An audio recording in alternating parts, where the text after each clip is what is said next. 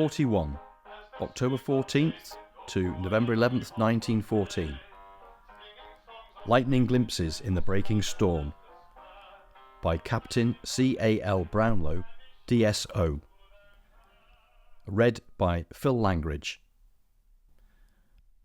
When we arrived at Zelobes, just west of Vieille Chapelle, there were billeted in and about the village some regiments of French cavalry. On October 14th, 1914, I witnessed one of the most dramatic incidents I have ever seen. The morning was fine, and the sun was shining fitfully through the angry, ragged clouds as I walked along a muddy lane which led to our billet. Turning a bend in the road, I saw a spectacle which made me rub my eyes and wonder if I had not suddenly been transported to Napoleonic times. There, standing at a crossroads, about 100 yards ahead, was a group of officers in the magnificent uniform of the French cuirassiers. Curved metal helmets with flowing horsehair tails, burnished cuirasses that flashed in the sunlight, gold sword belts, red breeches, and black polished thigh boots. The group consisted of a general, 2 colonels, and some staff officers, and all bore decorations on their breast which added to the splendour of their uniforms. They were on foot and were in deep consultation over a map.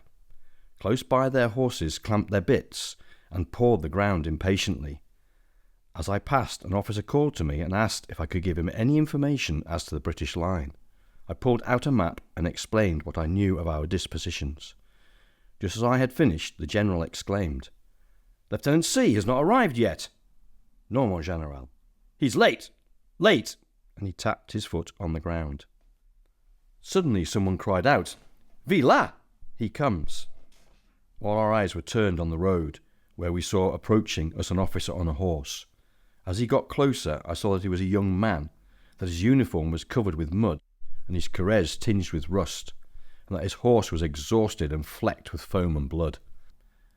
He drew up, saluted, dismounted very slowly, and holding out an envelope, said with an effort, "The massage, mon général." As he did so, his face, which had been white and set, turned ashen when he staggered and fell to the ground before that splendid group of men. In the back of his cuirass was a jagged hole from which thick blood was slowly oozing. On October 17th, we moved forward to Rouge-Croix. Everywhere we saw signs of the recent bitter fighting, shattered houses, shell holes, and hasty entrenchments. At one spot, a sort of nest had been scooped in the ground below a hedge, which had served as the lair of a German sniper. One could see the worn marks of the soft earth where he had rested his rifle and his elbow, and in the grass on one side was a pile of empty cartridges, nearly 600 in number. Behind one house was a stiff mass of dead men and horses, where some lucky shooting of our howitzers had spread sudden death among the sheltering teams of an enemy battery. The next day we moved to Fauquezard. To the east of this village the ground rises slightly to a swell of land known as Aubert Ridge, from the village of that name on it. At this time our line ran from Fromelles by Helly to the near west of La Bassée, which was still held by the enemy. Our battery positions were just to the east of Aubert village. One day, when taking ammunition up to the batteries, as I was approaching the village of Aubert, the enemy started shelling it with field howitzers. Heavy, evil clouds of yellow smoke appeared above the church and housetops, and the detonation struck rudely on the ear. Suddenly from the village down the road up which I was making my way there swept a torrent of panic-stricken refugees who had been sheltering in the village. Each individual was fighting a way forward in the confused human mass. All were panting from exhaustion. In all their eyes was the fixed and startled look of the fear of death. On passing through the village, I learned that a terrible event had occurred. It was a Sunday, and many of the refugees had gathered in the church for the morning service.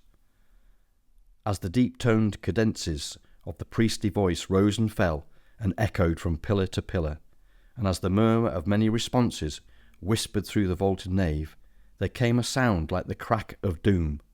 The roof split, slates and masonry fell in a cloud of smoke and dust, and a confused noise of human shouts and cries and the stampede of many feet filled the air. From October 17th to October 21st, we remained at Focus R. During this period, our advance was brought to a standstill by the hardening resistance of the enemy, who had turned the tables by launching attack after attack against our exhausted infantry. In the northern area of the vast battlefield, the situation was the same. The forward movement checked everywhere, and the counter-pressure of the enemy increased day by day. On October 18th, the 1st Corps detrained at Asbrook, and the Field Marshal took one of the most momentous decisions of the war in throwing these 2 divisions, his last reserve on the left of the line, rather than use them in answering the desperate calls for assistance he hourly received. Onwards to the end of the month, the extended troops held on without hope of relief or help of support. One morning I met a group of officers in the fields just east of the village. They were in deep consultation, pointing here and there, and from time to time kneeling down and gazing along the ground. 2 sappers were pegging lengths of tape upon the ground, according to their directions. Following on this, there marched onto the scene a battalion of the 19th Infantry Brigade, who started to dig vigorously along the white lines of the tape. Soon a system of short lengths of trench appeared, with here and there an emplacement designed for a machine gun. On October 23rd, our front line was withdrawn from its position on the Aubert Ridge to these trenches, and in conformity with this movement, the ammunition column had fallen back to the village of Vieille Chapelle. The reason of this movement was due partly to the now superior strength of the enemy, partly to the left flank of the 3rd Division being thrown too far forward, and in consequence being dangerously exposed. On the afternoon of October 22nd, I happened to turn from a lane onto the straight road which connects Neuve-Chapelle and Esther. To my astonishment, I saw a column of Indian infantry swinging through the flat, prosaic countryside as unconcernedly as if they were marching down the Grand Trunk Road in the swirling dust beneath the peepal trees and brazen sun. The column drew near, and I recognised the Jalandhar Brigade, whom I knew of old. Sikhs and Dogras, Pathans and Punjabi Mussulmans, with dark and bearded faces, expressionless beneath their pagris. At the heads of companies rode the English officers, and in the rear came clattering pack mules and trains of followers, shivering and coughing in the raw cold. The regiments of this brigade billeted for the night in the houses about us, and I was asked to dine with one of them. It was strange to sit in a Belgian room and be waited on by Indian khitmatgars and see around you faces which you had last seen laughing and chatting about a silver shining table beneath a beating punkah frill. My friend, whose guest I was killed very shortly afterwards. He died one dark night on the parapet of a German trench as he fired upon the enemy beneath him.